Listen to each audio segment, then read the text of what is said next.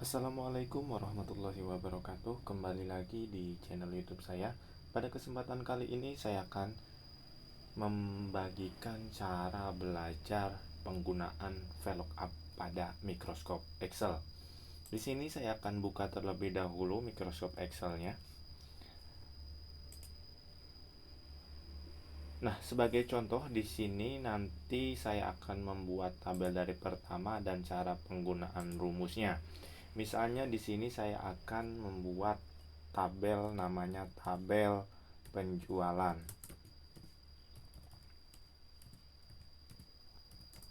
Untuk nama kolomnya ada kolom nomor, kemudian nama barang, kemudian yang selanjutnya ada penjualan, kemudian selanjutnya ada harga.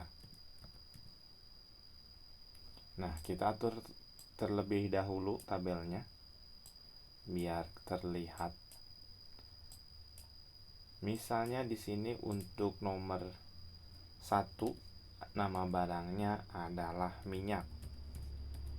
Kita dapat menjual minyak sebanyak 10 kg dengan harga per kilonya yaitu 25.000. Kemudian yang kedua adalah sarimi. Kita dapat menjual sarimi sebanyak 200 buah dengan harga 2.200. Kemudian yang ketiga adalah Indomie.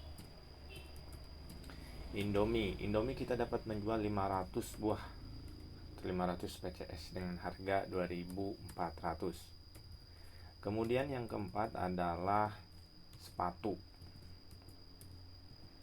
Kita dapat menjual sepatu sebanyak 20 pasang dengan harga per pasang 190.000. Kemudian misalnya untuk yang terakhir adalah sabun. Kita dapat menjual sabun sebanyak 70 buah dengan harga 3.000. Misalnya di sini kita akan mencari penjualan. Nah, penjualan apa saja? Misalnya penjualan yang pertama adalah sepatu. Nah, caranya bagaimana? Kita mencari penjualan sepatu berarti di sini harusnya 20. Tapi untuk misalnya ini kan hanya contoh saja, hanya 5 buah. Tapi misalnya kalau banyak kan bingung harus mencari satu-satu. Caranya bagaimana mencari penjualan sepatu? Caranya yang pertama sama dengan kemudian tulis VLOOKUP,